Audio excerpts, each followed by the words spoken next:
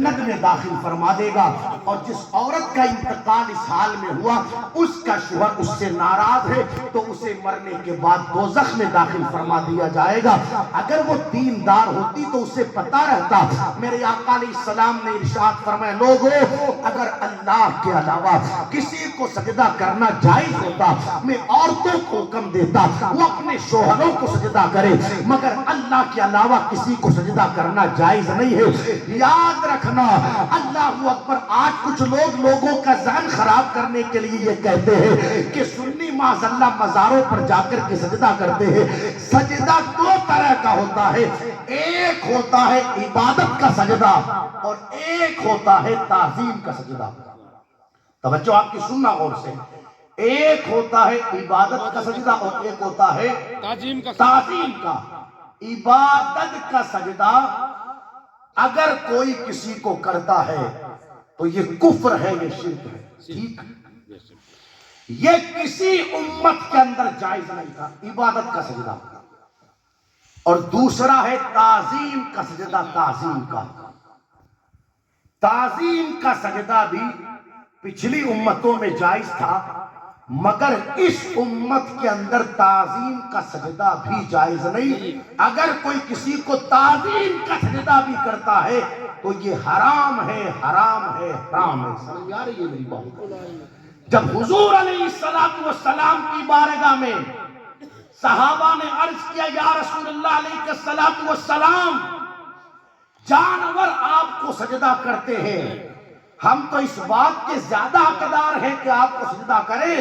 تو میرے آقا علیہ السلام نے فرمایا، نہیں صحابہ، اللہ کے علاوہ کسی کو سجدہ کرنا جائز نہیں ہے۔ تو اب آپ مجھے بتائیں، جب پیغمبر نے اپنے لیے منع کر دیا کہ میرے لیے بھی جائز نہیں ہے کہ کوئی سجدہ کرے، تو جب پیغمبر کے لیے جائز نہیں ہے تو کسی پیر یا کسی ولی کے لیے کیسے جائز ہو سکتا ہے؟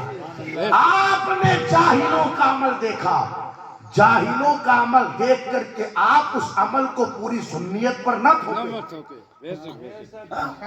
ورنہ ہر طبقے کے اندر کئی جاہل پائے جاتے ہیں۔ کیا ان کے اس عمل کو دیکھ کر کے جس چیز سے وہ یا کس مسلک سے تعلق رکھتا ہے کیا سب پر اسے تھوپا جائے گا؟ اگر آپ کو سنیت جاننا ہے، سنیت، تو پھر کسی نے کہا تھا کہ بریلی آؤ تو سمجھو گے سنیت کیا ہے۔ چلو اعلیٰ حضرت کی بارگاہ میں، وہاں پتا چلے گا کہ سنیت کیا ہے۔ میرے امام نے تو مزار شریف پر حاضری دینے کا طریقہ یہ بتایا، لوگوں جب مزار پر جاؤ تو 7 ہاتھ دور کھڑے رہو۔ اصل بات یہ ہے کہ آپ نے اعلیٰ حضرت کو پڑھا ہی نہیں، اصل بات یہ ہے کہ آپ نے اعلیٰ حضرت کو جانا ہی نہیں، اصل بات یہ ہے کہ آپ نے اعلیٰ حضرت کو سمجھا ہی نہیں۔ اگر بندہ صحیح معنوں میں امام اہل سنت کو سمجھ لے تو وہ یہ کہتا ہوا نظر آئے گا کہ امام احمد رضا نے اپنی طرف سے نہ کچھ کہا ہے نہ کچھ لکھا ہے، جو صحابہ نے کہا وہی امام احمد رضا نے کہا، جو تابعین نے کہا وہی امام احمد رضا نے کہا، جو تبع تابعین بزرگان دین نے کہا وہی امام احمد رضا نے کہا، جو امام حسین کا مسلک تھا وہی امام احمد رضا کا مسلک۔ امام اہل سنت نے اپنی طرف سے کچھ تھوڑی کہا ہے۔ اصل چیز یہ آپ نے، جو لوگ بالکل دین سے علم سے کورے ہیں ان کو جاتے ہوئے دیکھا، ان کے فوٹویں سوشل میڈیا پر وائرل ہو گئے، ان کو دیکھ لیا، سوچا یہی سنیت ہے، یہی دین ہے، معاذ اللہ۔ یہ سنیت نہیں ہے دوست۔ تو ٹھیک بات چل رہی تھی، دیندار عورتیں جب گھروں میں آتی ہیں تو پھر انہیں پتا رہتا ہے کہ شوہر کا مقام کیا ہے۔ تو عرض یہ کر رہا تھا، پہلی چیز رشتہ کیا جائے دینداری دیکھ کر۔ کیا کیا جائے؟ دینداری دیکھ کے۔ زور سے بولیں، دینداری دیکھ کے۔ مجھے آپ کے ادھر کا حال پتا نہیں، سچ بتانا دوست،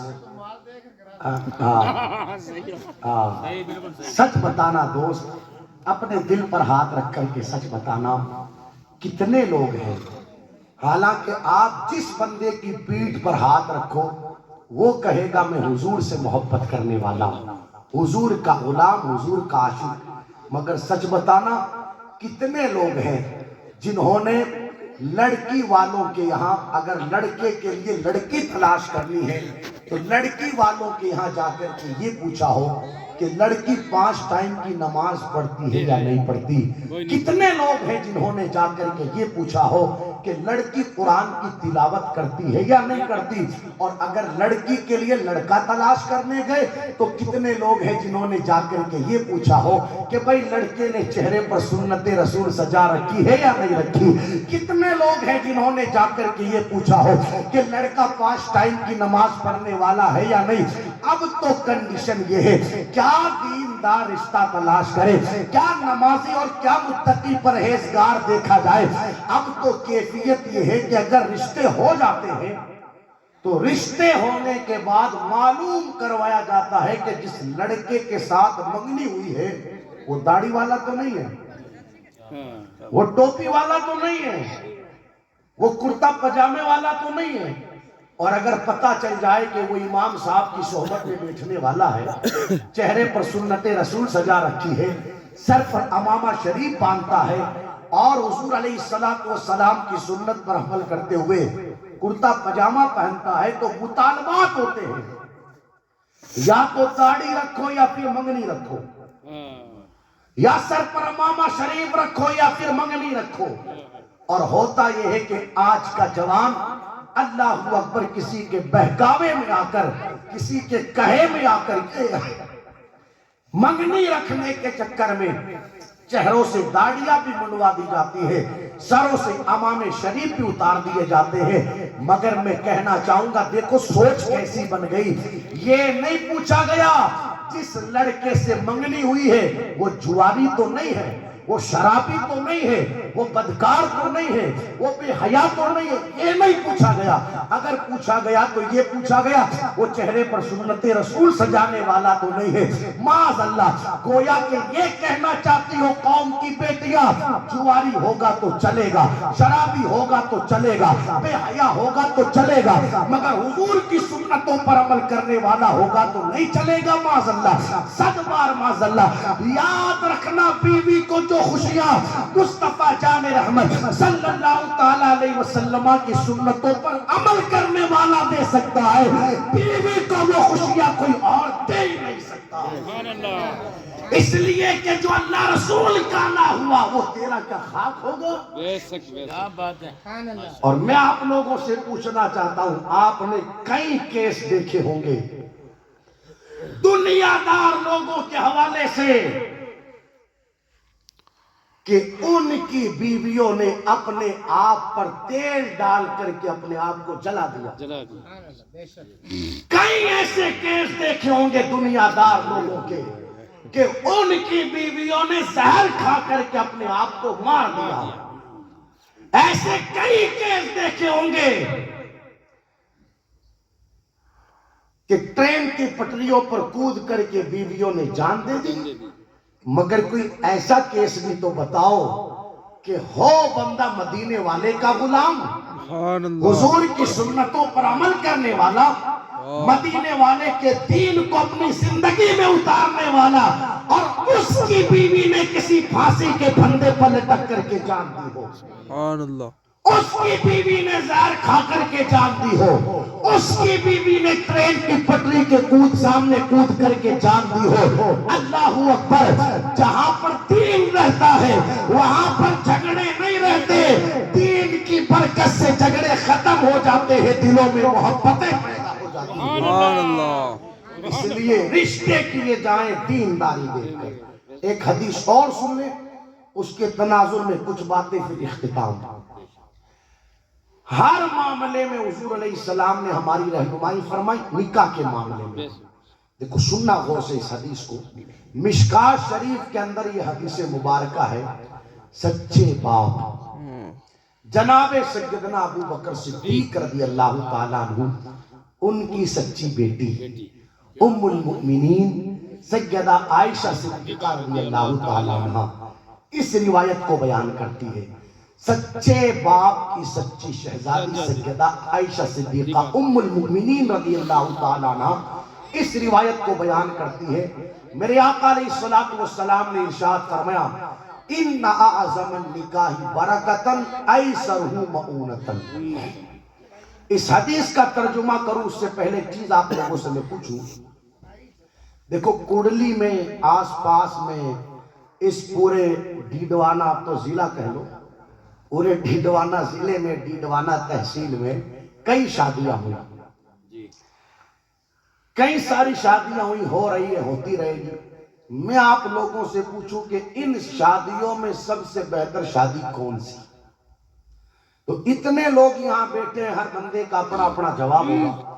کوئی کہے گا مولانا ابھی کچھ دنوں پہلے فلاں گاؤں میں ایک شادی ہوئی تھی، اور کیا بتائیں آپ کو، کوئی 30-40 لاکھ روپے اس نے خرچ کر دیا ہوگا. کیا شاندار ٹینٹ تھا، اور کئی طرح کی مٹھائیاں، اور کئی طرح کی سبزیاں، اور کئی طرح کی روٹیاں، کیا انتظامات تھے آنے والوں کے لیے، اور کیا جوس تھا، اور کیا آئس کریم تھی، پانی پتاسے کے ٹھیلے بھی تھے، چاؤمین، ساری چیزیں وہاں پر تھی. ہم سمجھتے زیادہ نہیں، کوئی 30-40 لاکھ کو خرچ کر دیا ہوگا. اتنے میں کوئی دوسرا کہے گا ارے تجھے کیا پتا، اس نے تو 30 لاکھ خرچ کیا. وہ تو نے نہیں دیکھا فلاں جگہ فلاں صاحب نے شادی کی تھی، وہاں اس نے 50 لاکھ خرچ کیا. وہاں کنڈیشن یہ تھی کہ مرد تو تھے نہیں وہاں پر کھانا کھلانے والے، وہاں پر کھانا کھلانے کے لیے عورتیں بلوائی گئی، اور جب بارات آئی نا تو لڑکیاں کھڑی کی گئی پھول پھینکنے کے لیے ان کے استقبال کے خاطر. کیا پیسہ خرچ کیا اس نے یار، کیا تمہیں بتائیں. یعنی لوگوں کا یہ ذہن بن گیا ہے جس شادی میں روپیہ زیادہ خرچ کیا جائے، جس شادی میں پیسہ زیادہ خرچ کیا جائے، وہ شادی شاندار ہوتی ہے. یہ فیصلہ ہم نے کیا، یہ ذہن ہم نے بنایا. لیکن آؤ مدینے والے کی بارگاہ میں چلے مصطفیٰ جان رحمت صلی اللہ تعالیٰ علیہ وسلم کی چوکھٹ پر، اور عرض کرے آقا دنیا والوں کا یہ مزاج بن چکا ہے، جس شادی میں 20 لاکھ خرچ ہو لوگ کہتے ہیں وہ شادی اچھی، اس میں 30 لاکھ خرچ ہو لوگ کہتے ہیں وہ شادی اچھی، اس میں 50 لاکھ خرچ ہو لوگ کہتے ہیں وہ شادی اچھی. آپ بتائیں نا آپ کی نظر میں کون سی شادی اچھی؟ میرے نبی نے ارشاد فرمایا ان اعظم النکاح برکتن ایسر مؤونتن. آقا فرماتے لوگوں نکاحوں کے اندر برکت والا نکاح وہ ہے جس میں خرچہ کم سے کم کیا جائے. کیا فرمایا حضور علیہ السلام نے؟ برکت والا نکاح وہ ہے جس میں خرچہ کم سے کم، ذرا زور سے بولیں، کم سے کم کیا جائے، کم کیا جائے. کم سمجھ آ رہی ہے میری بات؟ ایک مقام پر میرے آقا علیہ السلام نے ارشاد فرمایا لوگوں نکاح کو آسان کرو. سنے میری ماں بہنیں بھی غور سے سنے، پہلے مجھے سنے اس کے بعد آپ سنا لیجئے گا.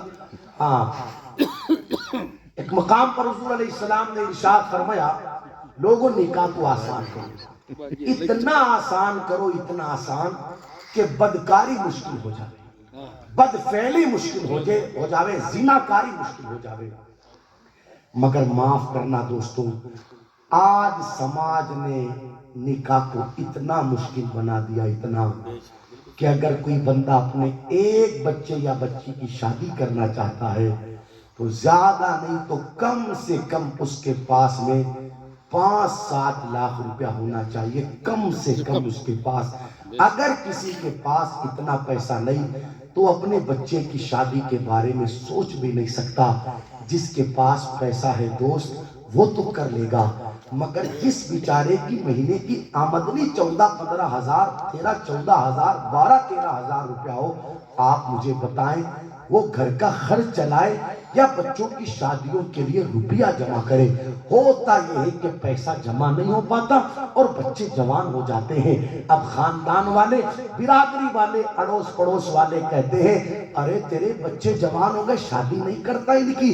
تنہائی میں جا کر کے وہ بیٹھ جاتا ہے اور رو کر کے اپنے آپ سے کہتا ہے تم کیا کہتے ہو بچے جوان ہو گئے؟ وہ تو مجھے بھی دکھتا ہے کہ بچے جوان ہو گئے، مگر کیا کروں؟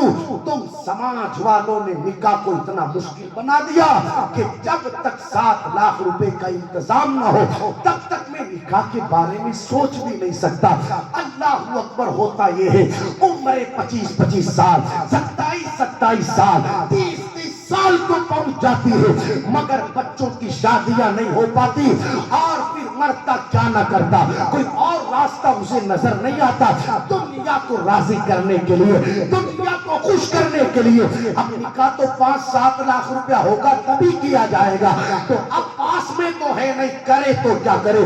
सूद और ब्याज पर 5-5, 7-7 लाख रुपए ला करके लोग अपने बच्चों की शादियां करते हैं, और फिर नतीजे ये आते हैं, सूद पर पैसा लेकर के आ तो गया, मगर अब चुकाए तो चुकाए कहां से। 5 साल गुजरे, 4 साल गुजरे, 3 साल गुजरे, लाया 7 लाख का, ब्याज लगते लगते हो गया 12 लाख, ब्याज चढ़ते चढ़ते हो गया 15 लाख, लाया था 5 लाख हो गया 15 लाख। मैं कई लोग आपको ऐसे बता सकता हूं जो बच्चों की शादियों के मौकों पर ब्याज पर पैसा लेकर के आ तो गए, मगर जब पैसा चुक नहीं पाया और 12-15 लाख को वो पैसा पहुंच गया, तो उनको अपना गांव और अपना शहर छोड़ करके दूसरे गांव भागना पड़ा। इतना मुश्किल बना दिया लोगों ने निकाह को, जबकि निकाह है क्या? बोलो बोलो क्या है? अरे बोलो तो सही। आसान है निकाह, निकाह हुजूर की सुन्नत क्या है? हुजूर अलैहिस्सलाम की सुन्नत है, सुन्नत है। ठीक भाई, ये हदीस शरीफ आप सुनते होंगे जब काजी साहब खुतबा देते हैं निकाह का। हर निकाह की महफिल में खुतबे के आखिर में इमाम साहब कहते हैं अन-निकाहु मिन सुन्नती फमन रगिबा अन सुन्नती फलैसा मिन्नी। ठीक, क्या फरमाया हुजूर अलैहिस्सलाम ने? निकाह करना मेरी सुन्नत है। तो निकाह क्या है? हुजूर अलैहिस्सलाम की सुन्नत। अब आप लोगों से मैं पूछना चाहता हूँ, सुन्नत परेशानी में डालने के लिए है या परेशानी से निकालने के लिए? परेशानी से निकालने के लिए। बोल बोल दोस्त, निकालने के लिए। सुन्नत परेशानी में डालने के लिए नहीं। भाई, सुन्नत किसी को गांव छुड़वाने के लिए है? नहीं नहीं। सुन्नत क्या किसी की जिंदगी का चैन और सुकून छीनने के लिए? नहीं, बल्कि सुन्नत की बरकत से तो जिंदगियों में सुकून आता है। बेशक, सुभान अल्लाह। सुन्नत की बरकत से तो उजड़े दिल आबाद होते हैं, सुन्नत की बरकत से तो वीरान घर आबाद होते हैं। दोस्त, ये तेरा वीरान घर जो बीवी के जरिए आबाद हुआ, ये सुन्नत ही की बरकत है। बच्चों के जरिए आबाद हुआ, ये सुन्नत ही की तो बरकत है। तो सुन्नत परेशानी में डालने के लिए थोड़ी है, मगर आप देखो लोग कितनी परेशानियों में आ गए। जिस घर में शादी, वो 4 महीने पहले टेंशन में आ गए, करूं तो क्या करूं, किधर से लाऊं, किधर भागूं, उधर से लिया, उधर से लिया, उधर से लिया, ठीक साहब ले लिया, इधर उधर से शादी कर दी। अब शादी तो हो गई, मगर शादी के बाद अब ये टेंशन खावे के लिया हुआ चुकाऊं कैसे?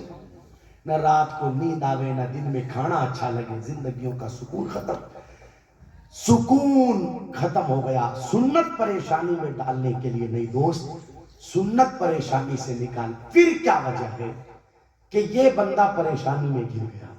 अब सुनना जो बात कहना चाहता हूं, जब सुन्नत परेशानी में डालने के लिए नहीं, सुन्नत तो परेशानी से निकालने के लिए, फिर क्या वजह रही कि ये बंदा परेशानी में गिर गया? इसको गांव छोड़ना पड़ा, शहर छोड़ना पड़ा, 5 लाख लेकर के 15 लाख भरना पड़ा, 10-10 साल सऊदिया कमाया लोगों ने, और एक ही झटके में खत्म। फिर क्या वजह रही ये सब कुछ हुआ?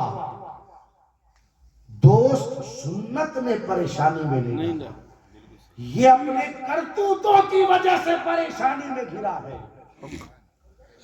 अब आप मुझे बताओ, शादियों से 10 दिन पहले, 5 दिन पहले, 7 दिन पहले, ये घरों पर फ्लोर लगाना और स्पीकरों में गानों की आवाजों पर, ढोलक की थाप पर खुद भी नाचना, अपनी औरतों को, अपने घर की औरतों को नचवाना, और लाखों लाख रुपया ऐसे कामों के अंदर उड़ा देना, इसका निकाह से क्या ताल्लुक?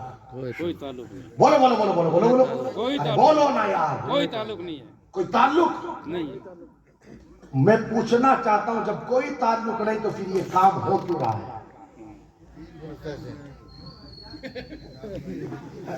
देखो, बात हंसने की नहीं है, आप महफिल रसूल में देखा, बेशक बेशक, ये कोई नेता की सभा तो है नहीं, ये दीनी महफिल है। اور ہماری ذمہ داری بنتی ہے کہ ہم دینی محفل کا ادب کریں. میں دین کی بات کر رہا ہوں اور جو اس وقت معاشرے کے حالات ہیں وہ آپ کے سامنے رکھا. سنیں میں کچھ باتیں بھی اور رکھوں گا آپ کے سامنے. اگر سینے میں پتھر نہیں گوشت کا لوتھڑا دل لے کر کے بیٹھے ہیں تو میرا دل کہتا ہے کہ انشاءاللہ باتیں دلوں پر اثر ضرور کریں گی انشاءاللہ. آپ مجھے بتائیں یہ جو بندے نے ناچنے کودنے پر لاکھوں لاکھ روپیہ خرچ کیا اس کا نکاح سے کیا تعلق؟ کوئی تعلق نہیں. اور یہاں پر صرف بات پیسے کی نہیں ہے دوست. وہ کسی نے کہا تھا نا کہ مال بھی جا رہا ہے اور ماجنا بھی جا رہا ہے. تو یہاں پر مال بھی جا رہا ہے اور گھر کی عورتوں کی عزت بھی جا رہی ہے. اتنے لوگ یہاں پر بیٹھے ہیں. میرا مقصد کسی کا دل دکھانا نہیں آئینہ دکھانا ہے. ایمانداری سے بتانا یہ فلور لگا کر گانوں کی آوازوں پر اور ڈھولک کی تھاپ پر ناچنا کام کس کا ہے؟ کس کا کام ہے ناچنا؟ بازار میں بیٹھ کر اپنا جسم بیچنے والی عورت کا کام ہے. جو کام بازار میں طوائفہ کرے ایک بازارو عورت کرے وہ کام شادی کے موقع پر ماشاءاللہ ہم نے اپنے گھر کی عورتوں سے کروایا. کہاں مر گئی اس باپ کی غیرت جس کی نگاہوں کے سامنے اس کی بیٹی ڈانس کر رہی ہے اور کہاں چلی گئی اس بھائی کی غیرت جس کی نگاہوں کے سامنے اس کی بہن ڈانس کر رہی ہے. جس بازار میں بیچ کر کیا گیا شوہر اپنی عزت کو جس کی نگاہوں کے سامنے اس کی بیوی ناچ رہی ہے. نادان سوچ تو صحیح جو کام کوٹھے پر طوائفہ کرتی ہے وہ کام ماشاءاللہ شادی کے موقع پر تو نے اپنے گھر کے اندر کروایا. کیا یہی عزت رہ گئی گھر کی عورتوں کی؟ یہی وقار رہ گیا گھر کی عورتوں کا کہ جب جی میں آیا شادی کے موقع پر ناچنے کے لیے اسٹیج پر کھڑا کر دیا. جس عورت کو میرے نبی نے اتنا اونچا مقام دیا کہ عورت اگر بیوی کی شکل میں ہے تو شوہر کے لیے جنت. سبحان اللہ. اگر بہن کی شکل میں ہے تو بھائی کے لیے جنت. اگر ماں کی شکل میں ہے تو بیٹے کے لیے جنت. اور اگر بیٹی کی شکل میں ہے تو میرے آقا فرماتے لوگوں جس کے پاس 3 2 1 بیٹی رہے اور وہ اچھی طرح ان کی پرورش کر کے اچھی جگہ ان کا رشتہ کر دے قیامت کے دن کوئی کسی کے ساتھ جنت جائے گا کوئی کسی کے ساتھ جنت جائے گا مگر بیٹی کا باپ اپنے نبی مصطفیٰ جان رحمت کے ساتھ جنت جائے گا. جس عورت کو میرے نبی نے اتنا اونچا مقام دیا ہم نے یہ سلوک کیا اس کے ساتھ. بدلو اپنا مزاج بدلو. میری ماں بہنیں بھی مجھے سن رہی ہے. میں گزارش کروں گا میری ماں بہنوں یہ کام ہمارے نہیں ہے. ہم مانتے ہیں شادی کا موقع ہے تو کیا کرو گے آپ؟ شادی کا موقع ہے تو کیا کرو گے بھئی؟ نکاح حضور کی سنت ادا کر لو ختم بات. لوگ کہتے ہیں مولانا شادی تو کیا ہے؟ شادی کا موقع آگ لگاؤ گے گاؤں میں؟ ہم کو ہی پتا ہے شادی کا موقع. اچھا کھاؤ اچھا پیو اچھا پہنو کون منع کرتا ہے؟ مگر آپ شریعت کی خلاف ورزی کرو گے حضور علیہ السلام کے قانون کو پیٹ کے پیچھے ڈالو گے. پہلے دن سے لے کر کے آخری دن تک ہر کام شریعت کے خلاف اور پھر دعا یہ کرواوے. مولانا دعا کرنا اللہ برکت دے. تو نے برکت جیسا کام ہی نہیں کیا دوست. یہ بیٹھے علماء پوچھے آپ سے میرے آقا علیہ السلام نے ارشاد فرمایا لوگوں 2 آوازیں ایسی ہیں 2 آوازیں جہاں سے اٹھے گی اللہ کی لعنت برسے گی. فرمایا ان 2 آوازوں میں سے ایک آواز گانے باجے کی آواز. جس جگہ سے یہ آواز بلند ہوتی ہے وہاں پر خدا کی لعنت برستی ہے. تو آپ مجھے بتائیں آپ نے 10 دنوں تک اللہ کی لعنتوں کو سمیٹا اور پھر آخر میں یہ کوئی امام صاحب ذرا برکت کی دعا کرنا. برکتیں ایسے نہیں ہوتی دوست. کام برکتوں والے کر. میرے آقا علیہ السلام کے پیارے دیوانوں سرکار خواجہ حسن بصری فرماتے ہیں جب کوئی بندہ نیک کام کرتا ہے تو پروردگار عالم اس نیک کام کی وجہ سے اپنی رحمتیں اور برکتیں نازل فرماتا ہے، اور ان برکتوں کا اثر صرف اس بندے تک نہیں رہتا بلکہ ان برکتوں کا اثر اللہ 7 نسلوں کو عطا فرماتا ہے۔ اصل بات یہ ہے کہ تو نیک کام کر تو صحیح۔ تو میں گزارش کروں گا خدا را، شادی کا موقع ہے، اچھی بات ہے، اچھا کھاؤ، اچھا پیو، اچھا پہنو، کوئی منع نہیں کرتا، مگر کم سے کم عزت و آبرو کا خیال تو رکھو۔ دیکھو ہم ان کے ماننے والے، توجہ آپ کی سننا، بات کلیجے کو لگے گی، ہم ان کے ماننے والے ہیں۔ میرے آقا علیہ الصلوۃ والسلام کی ایک صحابیہ ہیں، نام جن کا ام خلال رضی اللہ تعالیٰ عنہ، کیا نام؟ اللہ اکبر۔ ان کا بیٹا حضور علیہ السلام کے ساتھ میدان جہاد میں گیا، واپس قافلہ پلٹ کر گیا تو کسی نے کہا ام خلال تیرا بیٹا شہید ہو گیا، تیرا بیٹا شہید ہو گیا۔ سر سے لے کر کے پاؤں تک ام خلاد نے اپنے آپ کو پردے میں کیا اور حضور علیہ السلام کی بارگاہ میں حاضر ہوئی۔ میرے آقا علیہ السلام نے فرمایا ام خلاد صبر کر لو، اللہ نے تیرے بیٹے کو شہادت کا مرتبہ عطا کیا۔ سبحان اللہ، سبحان اللہ۔ صحابہ کہتے ہیں اتنی بڑی بات سنی ام خلاد نے، یہ کوئی چھوٹی بات نہیں ہے کہ کسی ماں کو یہ اطلاع دی جائے کہ تیرا بیٹا شہید ہو گیا۔ حالانکہ خیر انہوں نے جو اعجاز پایا، جو مقام پایا، جو مرتبہ پایا وہ اپنی جگہ ہے، مگر کسی ماں سے کہا جائے تیرا بیٹا چلا گیا، اس کے دل پر کیا گزرتی ہے، پھر اسے کسی چیز کا خیال نہیں رہتا۔ تو اللہ اکبر، ام خلاد سے میرے نبی نے فرمایا ام خلاد صبر کر لے، اللہ نے تیرے بیٹے کو شہادت کا مرتبہ عطا کیا ہے۔ صحابہ کہتے ہیں اتنی بڑی خبر سننے کے بعد بھی ہماری آنکھوں نے دیکھا ام خلاد پردے میں ہے، ام خلاد پردے میں ہے، ام خلاد پردے میں ہے۔ تو ہم میں سے کسی نے کہا یار اس کا بیٹا چلا گیا پھر بھی یہ پردے میں ہے، اس کا بیٹا چلا گیا پھر بھی یہ پردے میں ہے۔ تو ام خلاد نے پلٹ کر کے جواب دیا، کڑلی والوں، گرد و نواح سے آنے والوں، پوری تقریر بھول جانا مگر اس جملے کو یاد رکھنا۔ صحابہ کہتے ہم میں سے کسی نے کہا یار اس کا بیٹا چلا گیا پھر بھی یہ پردے میں ہے۔ ام خلاد نے پلٹ کر کے جواب دیا، بیٹا کھویا ہے اپنی آبرو تھوڑی کھوئی ہے، بیٹا کھویا ہے اپنی غیرت تھوڑی کھوئی ہے، بیٹا کھویا ہے اپنی حیا تھوڑی کھوئی ہے۔ کیسی عورتیں تھی وہ کہ بیٹوں کے جنازوں پر بھی فکر بیٹے کے جنازے کی نہیں، اگر فکر ہے تو مصطفیٰ جان رحمت کی شریعت۔ اور آج حالت یہ ہے جنازہ تو چھوڑے، شادیوں کے موقع پر روپٹے سروں پر نہ رہے، اڑا دیے سروں کے روپٹے۔ جو قوم کی بیٹی پورے سال سر پر روپٹا رکھتی ہے شادی والے دن اس کا بھی اڑ جاتا ہے۔ جو عورتیں پورے سال یہاں تک آستین کے کپڑے پہنتی ہے شادی والے دن پتہ نہیں اس کی بھی آستین کہاں اڑ جاتی ہے۔ استغفر اللہ۔ تو شادی کا موقع ہے، اس کا مطلب کیا ہوا؟ عزتوں کا خیال مت رکھو، اس کا مطلب کیا ہوا؟ آبرو کا خیال مت رکھو۔ پہلی چیز بند کرو یہ اپنے معاشرے سے ناچ کود ڈھول ڈھمکا گانا بجانا۔ دیکھو یہ آپ کے امام صاحب بیٹھے ہیں، علماء بیٹھے ہیں، بھئی نکاح کیا ہے؟ حضور علیہ السلام کی سنت۔ اور ان علماء سے پوچھو حضور علیہ السلام کی سنت خدا کی عبادت ہے۔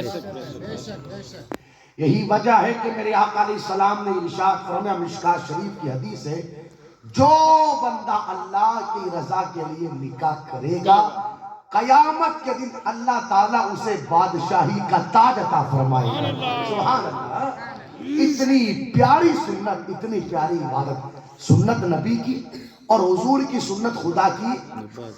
کلیئر ہو گیا؟ اب آپ مجھے بتاؤ، جب نکاح سنت نبی کی، عبادت خدا کی، تو کیا خدا کی عبادت میں بھی ڈھول بجتے ہیں؟ نہیں پھر گانے؟ اور سروں سے دوپٹے اترتے ہیں خدا کی عبادت میں؟ نہیں اترتی. دیکھو عبادت کا معاملہ تو یہ اترنا تو دور کی بات ہے. ویسے آپ کو سارے مسئلے معلوم ہیں مگر یہاں آ کر کے آپ سب بھول جاتے ہو. آپ دیکھو عبادت کا معاملہ تو یہ عورت اتنا باریک دوپٹہ اوڑھ کر کے اگر نماز پڑھے کہ اس کے بالوں کی سیاہی نظر آ رہی ہے، یہ علماء بیٹھے نماز نہیں بیٹھے. بے شک بے شک. جب عبادت کے اندر اسے اس قدر پردہ کرنا ہے تو عبادت کے باہر اسے کتنا پردہ کرنا چاہیے؟ ارے یہ میری بات سمجھیے. اس لیے پہلی چیز یہ ناچ کود ڈھول ڈھمکا ختم کرے. ہزاروں ہزار روپیہ لوگوں کا اس کام پر خرچ ہوتا ہے حالانکہ اس کا نکاح سے کوئی تعلق نہیں. ٹھیک. ایک دو بات اور عرض کروں. دیکھو میں نے کیا بتایا، حضور علیہ السلام نے فرمایا بہتر نکاح وہ ہے جس میں خرچہ کم ہو. بہتر نکاح وہ ہے جس میں خرچہ کم ہو. اب کم کا اور اب تو بڑھ رہا ہے. ایک رسم پائی جاتی ہے جسے بان بٹھانے کی رسم کہتے ہیں. ایک وقت وہ تھا حضرت کہ وہ رسم 1500 2000 روپے میں پوری ہو جاتی تھی. ہر علاقے کا اپنا اپنا مزاج ہے. ہوتا کیا تھا کہ بازار جاتا، گھر کا ذمہ دار وہاں سے ہلدی لاتا، ہلدی کو بھگویا جاتا اور جس لڑکے یا لڑکی کی شادی ہے اس کو پاٹیے پر بٹھاتے اس کے لگاتے.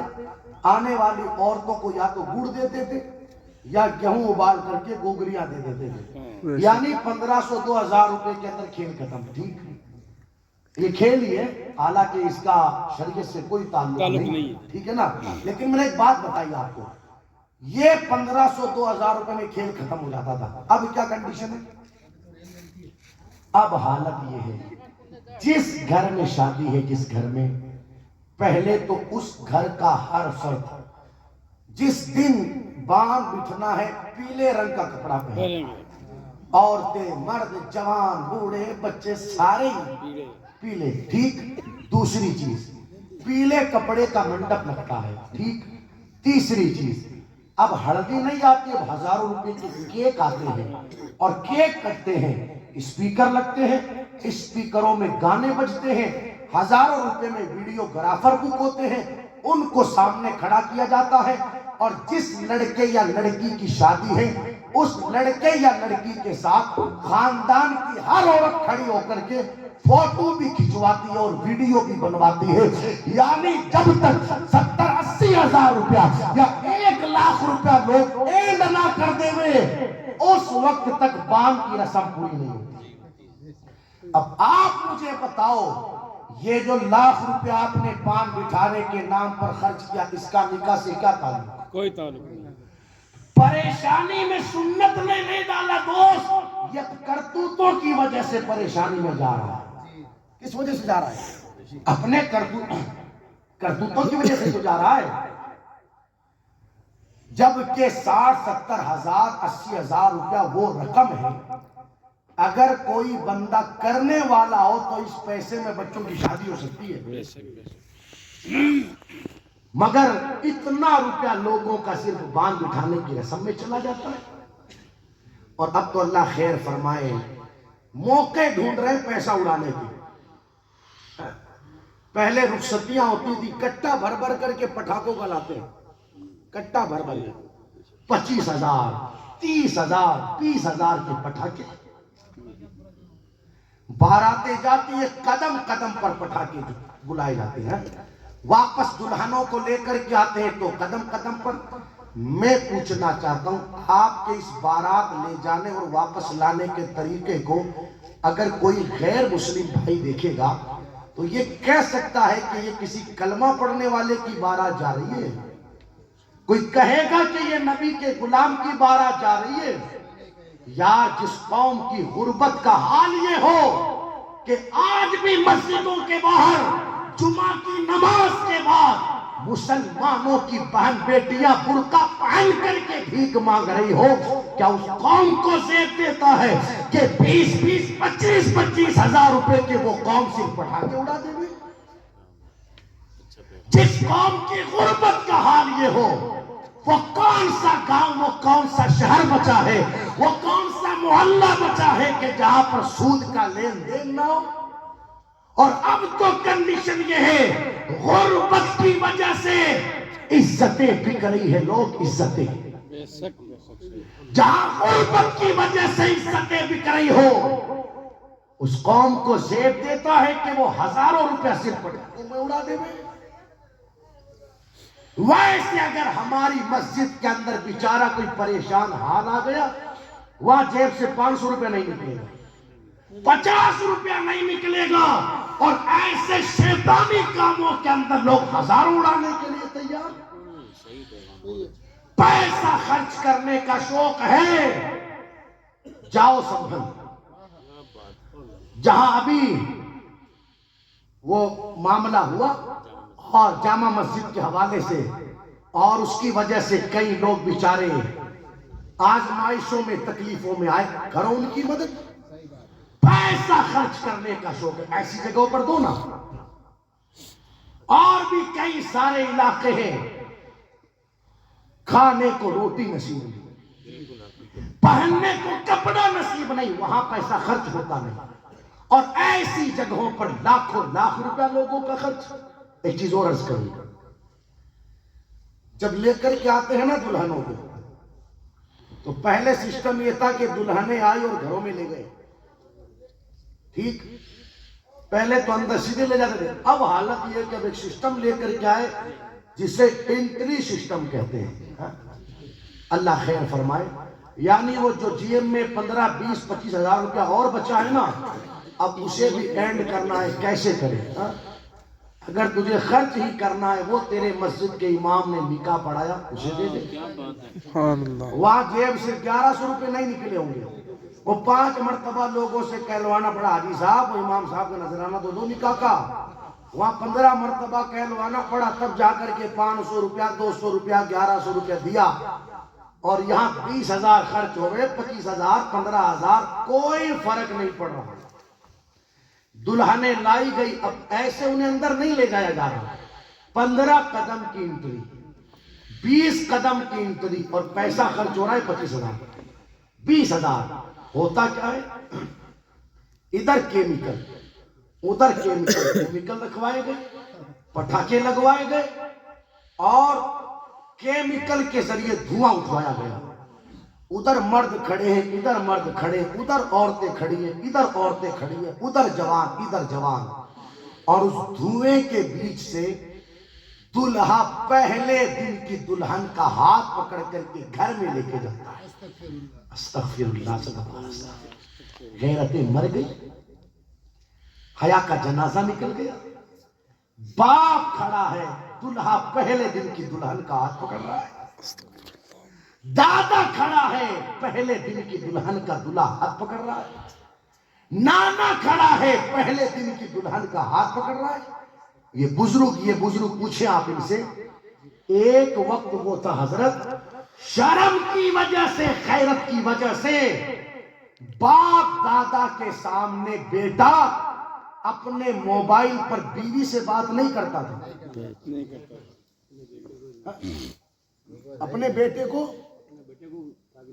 اٹھا کے نہیں لے جاتا۔ دیکھو یہ غیرتیں تھی،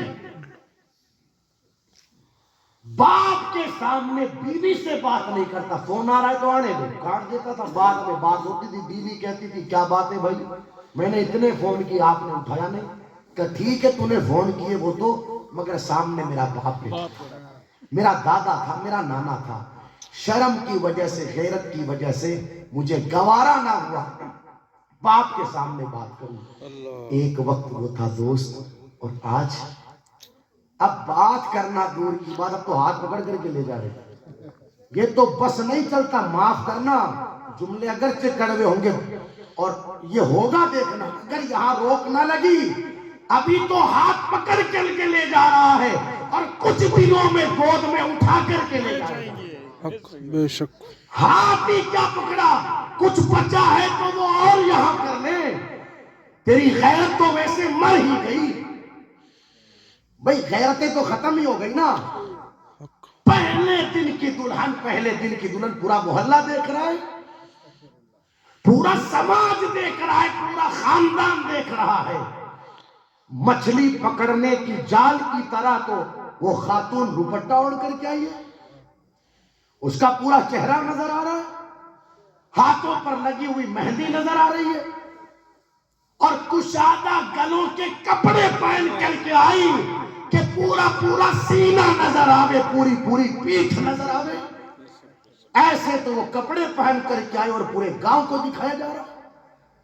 مجھے بتائیں دوستو، کیا بیویاں سب کو دکھانے کے لیے ہوتی ہے؟ نہیں بولو بولو بولو بولو بولو. نہیں دوست، بیوی سب کو دکھانے کے لیے نہیں ہوتی، بیوی تو خود کے دیکھنے کے لیے ہوتی ہے. بے شک بے شک یار جو گھر کی زینت تھی تو نے اسے محفل کی زینت بنا دی، جو گھر کی رونق تھی تو نے اسے محفل کی رونق بنا دیا. کیا یہی سلوک ہوتا ہے گھر کی دلہنوں کے ساتھ؟ ٹینٹ وہاں لگایا اور 15 فٹ کی گفا پہلے بڑھائی، اور اس گفا میں چھوٹی چھوٹی LCDیاں لگائی، ادھر LCD ادھر LCD. ان میں چھاپا کیا؟ بیٹی کی فوٹو، بہن کی فوٹو، بیوی کی فوٹو، ماں کی فوٹو. گویا کہ یہ بتا رہا ہو لوگوں، کھانا بعد میں کھانا، عزت کا تماشا پہلے. دیکھنا. میری ہاتھ جوڑ کے گزارش ہے دوستوں، ختم کرو ان ساری چیزوں کو. کچھ نہیں رکھا بھئی، یہ کام ہو رہے نہیں ہو رہے سماج میں. بے شک دیکھو اگر ہم روک نہیں لگائیں گے نا تو معاملات بڑھتی جائیں گے. بے شک بے شک. کوئی دلہن لے کر کے آ رہا ہے تو وہ جو کار آتی ہے جو اوپر سے کھلتی ہے تو خود بھی کھڑا ہے، دلہن کو بھی کھڑا کر لیا. تو بیوی لایا ہے یا کوئی تاج محل لایا ہے؟ ہاں، کوئی تاج محل لاتا تو چلو ٹھیک سمجھ میں آتی بات کہ گاؤں کو دکھاؤ. ارے بیویاں اس طرح گاڑیوں میں کھڑی کر کے دکھائی جاتی ہے. استغفر اللہ سبحان استغفر اللہ. ایک وقت وہ تھا کہ کسی گلی کے بدماش نے بہن بیٹی کی طرف نگاہ اٹھائی کی، صرف ترچھی ایک بار نگاہ اٹھائی کی تو وہاں تو آنکھ نکالنے لگا تھا کہ تو نے دیکھا کیسے دیکھا. وہاں آنکھ نکال رہا تھا. آج شادی کے دن وہ تیری خیرت کہاں مر گئی؟ وہاں آنکھ نکال رہا تھا، یہاں خود دکھا رہا ہے. بے شک بے شک. آج کہاں چلی گئی وہ غیرت؟ اس لیے بدلو میرے دوستوں، مزاج بدلو. یہاں سارے گھر کے ذمہ داران بیٹھے ہیں، ذمہ داروں سے میری گزارش ہے دوستوں، سمجھو ان ساری باتوں کو. کچھ نہیں رکھا ان کے اندر، کچھ نہیں رکھا. ہم نے لوگوں سے پوچھا بھائیوں یہ سب کچھ سیکھا کہاں سے؟ تو جواب ملا مولانا سیریلوں سے سیکھا، سیریلوں سے، اور کچھ بچا کچا پڑوسی ملک سے لے لیا گیا. ہم نے کہا سیریلوں کے پیچھے چلو گے یہ بدن پر جو کچھ کپڑا بچا ہے وہ بھی اتر جائے گا. ہماری کامیابیوں کا راز سیریلوں میں نہیں ہے دوست، ہماری کامیابیوں کا راز تو مصطفیٰ جان رحمت صلی اللہ تعالیٰ علیہ وسلم کے قدموں میں ہے. زندگی گزارنی ہے حضور علیہ السلام کے پیچھے چل، آقا کے طریقے کو اپنا، اللہ تجھے زمین کے اوپر بھی کامیابی عطا فرمائے گا، مرنے کے بعد زمین کے اندر بھی کامیابی عطا فرمائے گا. آ رہی ہے میری بات سمجھ میں؟ تو کوشش کریں. یہ کہنے سے کام نہیں چلنے والا. ایک جواب دیا جاتا ہے سیدھا سا. اچھے اچھے لوگوں کے گھروں کی حالت ہے حاجی صاحب آپ کے گھر میں، بھائی صاحب آپ کے گھر میں، آپ سے تو یہ امید نہیں کہ حاجی صاحب آپ نماز بھی پڑھتے ہیں 5 ٹائم کی ماشاءاللہ، عمرے پر عمرہ بھی کیا آپ نے، حج بھی کیا. حاجی صاحب آپ کے گھر میں ناچ کود. تو حاجی صاحب کا سیدھا سا جواب، کیا بتائیں مولانا یہ عورتیں مانتی ہی نہیں. اور کچھ لوگ کہتے ہیں مولانا کیا بتائیں یہ بچے مانتے ہی نہیں. اب گھر میں یا تو عورتیں ہوتی ہیں یا بچے ہوتے ہیں، تیسرا تو کوئی رہتا نہیں. پھر آپ یہ بھی تو بتا دو کہ آپ کی مانتا کون ہے؟ خالی مسجد کا امام اور مؤذن؟ ارے سمجھ رہے ہو نہیں سمجھ رہے ہو؟ مسجدوں میں آ کر کے دادا گریاں کرتے ہیں لوگ، اور گھر کی حالت یہ ہے کہ بیوی بات نہ مانے بچہ بات نہ مانے. یہ جھوٹ ہے کہ بیوی نہیں مانتی اور بچہ نہیں مانتا. سب مانتے ہیں دوست. اصل بات یہ ہے کہ تو نے منوائے نہیں. تو کہتا ہے بیوی نہیں مانتی، میں دلیل دوں بیوی مانتی ہے۔ ایک بار آپ نے کہا تھا خبردار اپنے ماں کے گھر نہیں جائے گی، اس لیے کہ تیرے بھائی سے میری انبن ہو گئی۔ وہ 2 سال ہو گئے، بیچاری نے جانا ہی بند کر دیا۔ ایک بار آپ نے کہا تھا تیرے بھائی سے میری بات بگڑ گئی، اب بات نہیں کرے گی فون پر۔ 1 سال ہو گیا، بیچاری نے بات کرنا بند کر دی۔ تم تو کہتے ہو بیوی بات نہیں مانتی، وہ تو اتنی شاندار بات مانتی ہے کہ 2 سال ہو گئے مائکے گئی نہیں، بھائی سے بات کرنا ہی بند کر دی۔ اصل بات یہ اپنی بات آئی تو سب منوا لیا، اور شریعت کی بات آئی تو راستے نکالنے لگے۔ جب گھروں میں اس طرح کے موقع آتے ہیں نا، شادی بیاہ کی اور بے حیائیاں ہوتی ہے، اس وقت ذمہ داروں کے منہ میں دہی جم جاتا ہے۔ یہ کوئی چھپا چھپی میں کام تھوڑی ہوتے ہیں، یہ سارے کام ذمہ داروں کی دیکھ ریکھ میں ہوتے ہیں۔ بے شک بے شک مگر گھروں کے فیصلے اس وقت مرد تھوڑی کر رہے، اس وقت گھروں کی فیصلے عورتیں کر رہی ہیں۔ مردوں کا کام تو صرف اتنا ہی ہے، باہر بیٹھ جاؤ کرسی لگا کر اور بیڑی پیتے رہو، آنے جانے والوں کو سلام علام کرتے رہو، سلام کلام، اور بیڑی پیتے رہو، چائے کا آرڈر دیتے رہو، چائے بڑھتی رہے گی۔ آپ کا کام اتنا ہی ہے، گھر کے فیصلے عورتیں کرے گی۔ کیا کیا جائے گا فیصلہ عورتیں کرے گی، کیا ہونا چاہیے کیا نہیں ہونا چاہیے فیصلے عورتیں کریں گی، شادی بیاہ کے اندر ناچ کود ہوگا یا نہیں ہوگا فیصلے عورتیں کریں گی۔ جن گھروں کے فیصلے عورتیں کرتی ہے پھر نتیجہ یہی آتا ہے۔ ایک جملہ کہہ کر کے بات مکمل کروں، کیا ہی بہتر ہو عورتیں چلے مردوں کے پیچھے اور مرد چلے حضور کے پیچھے۔ سبحان اللہ، عورتیں چلے مردوں کے پیچھے اور مرد چلے حضور کے پیچھے۔ تو جہاں حضور علیہ السلام جائیں گے وہی ہم غلاموں کو لے جائیں گے۔ بے شک مگر اب کنڈیشن کیا ہے؟ اب کنڈیشن یہ ہے کہ مرد چلے عورتوں کے پیچھے اور عورتیں چلی سیریلوں کے پیچھے، مرد چلے عورتوں کے پیچھے، عورتیں چلی فلموں کے پیچھے۔ تو جہاں سیریل والوں کو فلموں والوں کو جانا ہے وہیں تو یہ لے جائیں گے۔ اس لیے اگر چاہتے ہو کہ گھروں کے حالات سازگار ہو جاوے تو روک لگاؤ، خود بھی ختم کرو ان چیزوں کو، گاؤں کے اندر بھی سدھار کی کوشش کرو۔ لاکھوں لاکھ روپیہ دوستو ایسے ہی برباد ہو رہا ہے، ایسے ہی برباد ہو رہا ہے، کچھ ہاتھ نہیں آ رہا، مال بھی جا رہا ہے اور ماجنا بھی جا رہا ہے، پیسہ بھی جا رہا ہے اور عزتیں بھی جا رہی ہے۔ حالانکہ اس عنوان پر کہنے کے لیے باتیں تو کئی ساری ہے، میں کہتا رہوں آپ سنتے رہے۔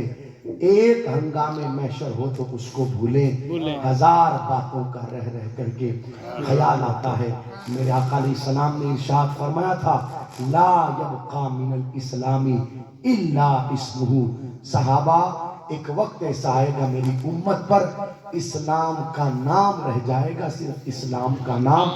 آج نام پوچھو، نام عبد الکریم سبحان اللہ، عبد الرحیم سبحان اللہ، ابراہیم ماشاءاللہ سبحان اللہ، نام تو بڑے بڑے اچھے لوگوں نے رکھ لیے۔ خالد نام رکھا، فرید نام رکھا، سبحان اللہ بڑے اچھے اچھے نام رکھے، مگر نام تو اسلامی رکھ لیے، زندگیوں میں اسلام نہیں ہے، گھروں میں اسلام نہیں ہے۔ رات کو 12 بجے تک گھروں میں ٹیویاں چل رہی ہے، 1 بجے تک فلمیں دیکھی جا رہی ہے، مکان کی چھتوں کے اوپر 1 نہیں 2 کنیکشن کے ڈش لگے ہوئے ہیں، ڈش کے کنیکشن لگے ہوئے ہیں۔ یہ کیفیتیں ہیں گھروں کی۔ نام مسلمان کا رہ گیا، زندگیوں سے اسلام ختم ہو گیا۔ اللہ اکبر، یہ جو کچھ ہم کر رہے ہیں اسلام ہے، اسلام اسے نہیں کہتے دوست۔ اسلام تو وہ تھا، اسلام تو وہ تھا، اسلام تو وہ تھا کہ امام زین العابدین رضی اللہ تعالیٰ عنہ فرماتے، لوگوں ہمارا قافلہ چلا مدینہ المنورہ سے مکہ مکرمہ اور مکہ مکرمہ سے چلا اور پہنچا کربلا کی سرزمین۔ کربلا کی زمین پر 2 تاریخ کو قافلہ پہنچا ہمارا۔ 2 تاریخ گزری، 3 4 5 6 7 تاریخ، 7 تاریخ کو پانی بند ہو گیا، 7 8 9 10 تاریخ آئی۔ 10 تاریخ کو ہم نے قربانیاں پیش کی اور پھر اس کے بعد کئی ساری تکلیفیں اٹھا کر ہمارا قافلہ چلا کوفہ کی جانب اور کوفہ سے چلا دمشق کی جانب اور پھر وہاں پر ساری پریشانیاں برداشت کر کے دمشق سے چلا واپس کربلا ہوتے ہوئے مدینہ پہنچا. اتنا لمبا سفر تھا یہ, اتنا لمبا سفر, مگر امام زین العابدین کہتے لوگوں اس پورے سفر کے اندر میں نے نہیں دیکھا کہ میری پھوپھی سیدہ زینب کی کوئی تہجد کی نماز بھی چھوٹی ہو. یہ تھا اسلام, یہ تھا. انہوں نے تفریح کے لیے موج مستی کے لیے سفر نہیں کیا تھا, وہ سفر قربانیوں کا سفر تھا, سبحان اللہ سبحان اللہ, دشواریوں کا سفر تھا, جہاں نگاہوں کے سامنے 72 لوگوں کے لاشیں ہوں. وہ سفر کربلا کا سفر. مگر امام زین العابدین کہتے پورے سفر میں میری پھوپھی سیدہ زینب کی کوئی تہجد بھی نہیں چھوٹی. سبحان اللہ, یہ تھا اسلام. اور آج کیا تہجد, تو نہ فجر کا پتہ, نہ ظہر کا پتہ, نہ عصر کا, نہ مغرب کا, نہ عشاء کا, کچھ نہیں. اتنے لوگ یہاں پر بیٹھے, ہاتھ اٹھانا نہیں ہے کسی کو. ہر بندہ اپنے بارے میں سوچے, ہم میں سے کتنے ہیں جو عشاء پڑھ کے آئے. یہ ہماری کنڈیشن. بدلو اپنا مزاج تو کریں گے انشاءاللہ تبدیل. انشاءاللہ. دولہے صاحب بھی فجر پڑھی یا نہیں پڑھی, نفل پڑھنے ضرور جائیں گے. اب اس کو کون سمجھاوے کہ جب تک تیرے ذمے فرض باقی رہے گا نفل آسمان و زمین کے درمیان لٹکا رہے گا. کون سمجھاوے؟ اور چلا گیا نفل پڑھنے, سبحان اللہ, اچھی بات ہے, مسجد آیا تو صحیح, مگر اس کو یہ بھی پتہ نہیں رہتا کہ وقت مکروہ چل رہا ہے یا غیر مکروہ. نمازیں بھی مکروہ وقت میں, جنازے بھی مکروہ وقت میں, نکاح بھی مکروہ وقت میں, زندگیاں بھی مکروہ ہو گئی. صحیح بات. ٹھیک, یہ تو اپنی جگہ ہے, مگر اس نفل پڑھنے آنے والے کو یہ تک خیال نہیں رہتا کہ وضو بھی کرنا ہے.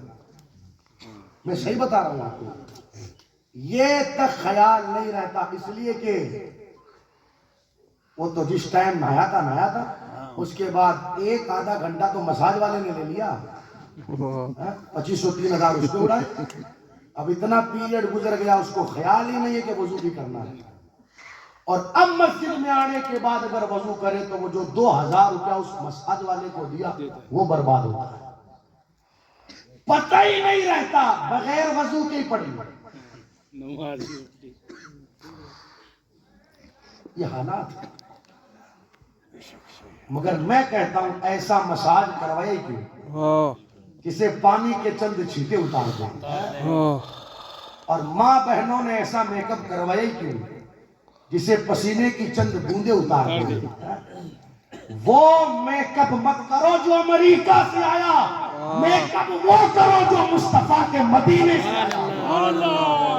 سرکار خواجہ حسن بصری فرماتے لوگوں درود پڑھا کرو, درود کی برکت سے اللہ چہرے کو منور فرما دیتا ہے. وضو کیا کرو, وضو کی برکت سے آقا نے فرمایا قیامت کے دن امتی کا چہرہ چمکے گا.